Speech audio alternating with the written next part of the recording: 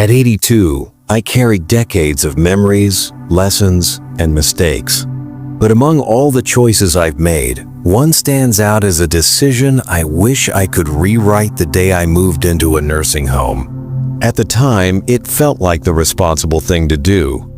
My family insisted it would be safer. Doctors nodded in agreement. Everyone said I'd have comfort, care, and peace. I trusted them. I trusted the idea. But the moment the door closed behind me, I realized something that took months to admit.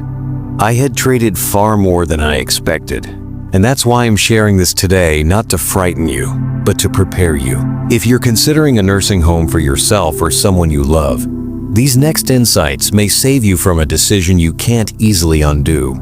Today, I want to walk you through 6 things I wish someone had told me before I took that step. 6 truths hidden behind the tidy hallways and friendly brochures. Stay with me until the end. The final lesson is one almost no one talks about, yet it affects nearly everyone who enters. Let's begin. Regret 1. The silent loss of independence. Before I ever packed a suitcase, I believed the move would simply shift where I lived. I never imagined it would change how I lived. At home, I had rituals. I chose when to wake up. I chose when to eat. I opened the windows when the sun was warm, brewed my favorite tea, took walks at odd hours just because I felt like it. Every day was mine to shape. Inside the nursing facility, that freedom vanished quietly, not all at once, but piece by piece. There was a schedule for everything. Wake-up time, meal time, medication time, shower time, lights out time, and none of those times were chosen by me. I remember the first morning. I woke before sunrise, as I always did, ready to stretch and read a few pages. But the hallway lights were dim, the doors locked, and breakfast wouldn't be served for another 2 hours. I felt like a guest in my own life, waiting for permission to do simple things I had done freely for decades. Even the small choices, what to wear, what to eat, when to sit outside, slowly slipped away. Not because anyone was cruel, but because the system wasn't built for personal freedom. It was built for efficiency. That's when it struck me. Independence isn't taken away in one moment. It's surrendered in tiny doses until you suddenly realize it's gone. Before giving up your freedom for convenience, ask yourself, is this a comfort or is it a cage disguised as one? Because once independence fades, reclaiming it becomes a battle you may not win. Regret 2. Feeling invisible in a world that keeps moving. No one warns you about this part. No brochure mentions it. No counselor dares say it out loud. When you move into a nursing home, the world outside doesn't pause, it moves on. When I arrived, my family promised weekly visits. And in the beginning, they kept their word. My daughter brought fresh fruit. My grandchildren came with stories about school. For a while, it felt like I still belonged to their world. But life has a way of filling up. A missed visit becomes 2. A phone call replaces an in-person conversation. Soon becomes next time. And eventually, silence. I watched it happen not only to myself, but to almost every resident around me. People who once had busy homes and families slowly became shadows waiting for familiar footsteps that rarely arrived. It wasn't because their family stopped caring. It was because aging quietly slips out of people's attention, out of sight, out of mind. I remember one evening sitting by the window, holding my phone, rehearsing what I'd say if I called my son. But I didn't call. I didn't want to interrupt his busy life. I didn't want to burden anyone with my loneliness. And that was the moment I understood. Loneliness isn't the absence of people, it's the absence of purpose in their lives. Before choosing a nursing home, ask yourself, are you prepared to become a background character in other people's lives? Because the emotional distance often grows faster than the physical one. Regret 3. The slow disappearance of purpose. This one caught me off guard. At home, purpose was woven into the small tasks I barely noticed. Watering the garden, sorting the mail, sweeping the porch, fixing the loose hinge on the cabinet. Even the simplest chores gave my mind something to work toward. When I moved into the nursing home, those everyday responsibilities vanished overnight. Meals appeared without effort. Beds were made without my touch. Floors were cleaned before I ever noticed dirt. At first, it felt like a luxury, but soon, I felt something hollow open inside me, a space where purpose used to live. Days stretched endlessly, hours felt heavy, time moved. But I didn't. There was a man down the hall, Mr. Harris, 86, a retired gardener. Back home, he spent his mornings tending roses and trimming hedges. Here, he had nothing to tend, nothing to nurture, nowhere to direct that lifelong habit of creating life. Within months, I watched the spark leave his eyes. His hands, once steady and strong from years of work, rested uselessly on his lap. "I don't feel like myself anymore," he whispered one day, and I knew exactly what he meant. Purpose is not a luxury. It is survival. When you lose it, parts of you begin to fade. Before giving up a life filled with small responsibilities, remember this: purpose doesn't disappear in one day. It dissolves when your days no longer ask anything of you, and once it's gone, you must fight hard to resurrect it. Regret, fear, declining health faster than expected. When I entered the nursing home, I wasn't fragile. I wasn't running laps, but I moved around just fine. I cooked my meals. I climbed stairs slowly but confidently. I stretched every morning, and I took pride in keeping my legs strong. I thought a nursing home would protect my health. Instead, it sped up the decline. It didn't happen dramatically. There was no sudden collapse. It was subtle, almost invisible. At home, movement was unavoidable. Walking from room to room, preparing lunch, reaching for things on high shelves, every task was a tiny workout. Inside the nursing home, those movements disappeared. Meals delivered. Laundry done for me. Call button instead of walking. Short hallways instead of long ones. Staff insisting, "Let me handle that." Convenience slowly replaced activity. And when your body stops doing the small things, it loses the ability to do the big things. Within months, my legs felt heavier. Standing took more effort. My balance became shaky. I lost endurance. I had spent decades building. I wasn't alone. Many residents entered walking independently, but soon needed walkers, and later, wheelchairs. There was a woman named Margaret in the room next to mine. She was 79 and loved taking evening strolls. But once she moved in, she walked less because everything was within arm's reach. One day, she looked at her unused sneakers and said, "I didn't stop walking because I couldn't. I stopped because I didn't have anywhere to go." That line stayed with me. A body in motion stays capable.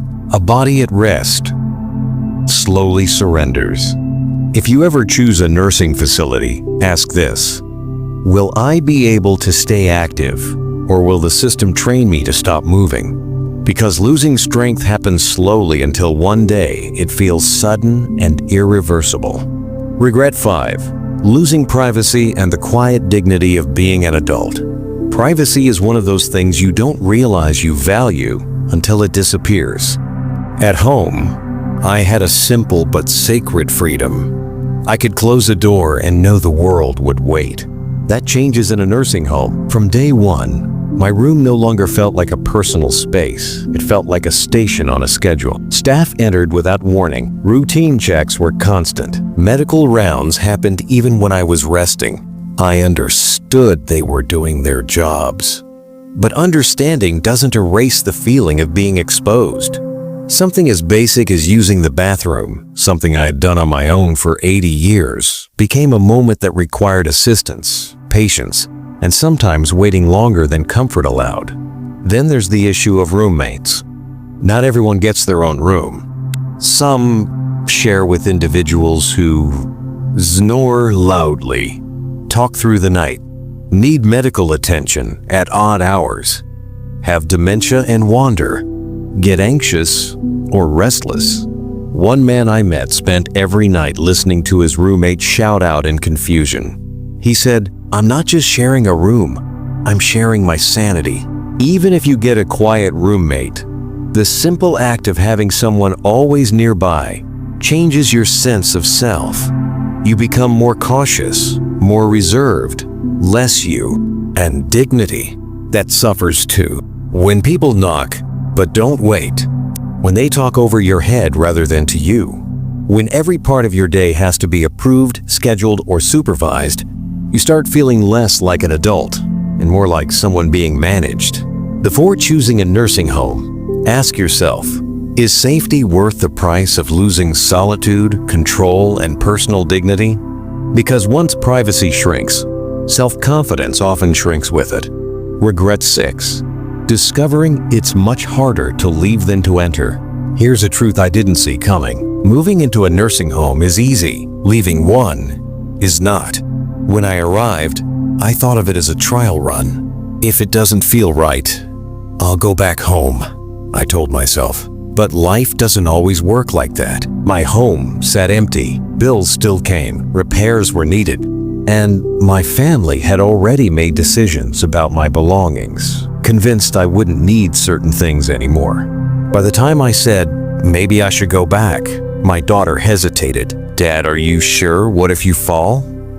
What if something happens when no one's around?" It wasn't lack of love, it was fear. Fear that they would be responsible if something went wrong. Then came the physical reality. Months in the nursing home had weakened me. Simple tasks that once felt natural now felt daunting. Cooking, sweeping, carrying groceries, climbing stairs. My confidence had faded without me noticing. And that's how it traps you, not with locked doors, but with lost strength, shifted routines, and a family that fears the unknown more than the current situation. Some residents never left because their homes were sold to cover expenses. Others stayed because their savings ran out. Others stayed because living alone no longer felt possible. The world outside becomes distant, then foreign, then unreachable. Before entering a nursing home, ask yourself, if I go in, do I have a plan for coming out? Because returning to independent life is far harder than most imagine. A decision that shapes the rest of your life. Looking back, I don't regret growing old. Aging is not a failure. It is a privilege many never get. But I do regret believing that a nursing home was my only path forward. I expected security, comfort, maybe even companionship. What I didn't expect were the invisible costs. Lost independence, shrinking purpose, rapid physical decline, fading identity, diminished privacy, difficulty returning to life outside. Not everyone experiences these hardships to the same degree. Some facilities provide incredible care. Some families remain deeply involved. Some residents thrive. But before anyone makes the decision to move into a nursing home, there are questions that must be asked honestly. Not by a doctor, not by social services, not by well-meaning family, but by you. Questions like, what parts of my life give me meaning right now? Do I truly need full-time care, or just a bit of daily help? Is there a way to stay in my own home longer, safely, and affordably? Am I choosing this for convenience or out of fear? What freedoms am I willing to surrender, and which ones are non-negotiable? Because this decision doesn't just change your address. It changes the rhythm of your days, the structure of your thoughts, and the way you see yourself. I walked into the nursing facility, believing it would be a temporary stay. I thought I'd recover, reassess, and return home with a clearer mind. But the longer I stayed, the harder it became to imagine life outside the walls, not because the world had changed, but because I had. That's the part most people never talk about. A nursing home doesn't just hold you, it reshapes you. Not always for the worse, but certainly in ways that you must understand before you commit. A message to anyone facing this choice. If you are considering a nursing home for yourself or a family member, I ask you to pause, take a breath, and look beyond the glossy brochure pictures. Think about the morning routines you cherish, the independence you still feel proud of, the little tasks that give your life rhythm, the sense of identity rooted in doing things your way, the comfort of being surrounded by your own belongings. These may seem small, but once you let go of them, you will understand how big they truly are. Many older adults don't actually need a nursing home, they need support. A caregiver who checks in daily, part-time assistance with chores, home safety modifications, physical therapy, community programs, medical alert systems, home-delivered meals. These options keep you in your own space, without surrendering the essence of who you are. And if, after honest reflection, a nursing home is still the right choice, then go into it with clear expectations and a plan to protect your health, your movement, your sense of purpose, and your connection to the outside world. You deserve more than managed care. You deserve a life that still feels like your own. If I could speak to the younger version of myself, the one who walked through those sliding doors believing he had no choice, I would tell him this: fight a little harder for the life that's still yours. Not recklessly, not stubbornly, but courageously. Because the routines you cherish, the independence you've earned, and the simple freedom to wake up and decide your own day, these are treasures worth defending. Whatever you decide, let it be a decision made with wisdom, not fear, clarity, not pressure, choice, not resignation. Thank you for spending this time with me today. I hope these reflections help you or someone you love make the right decision, not just the easiest one. If this message touched you, share one lesson you're taking with you. Your words may be exactly what another person needs to hear. Stay strong, stay informed, and hold on to the life that still belongs to you.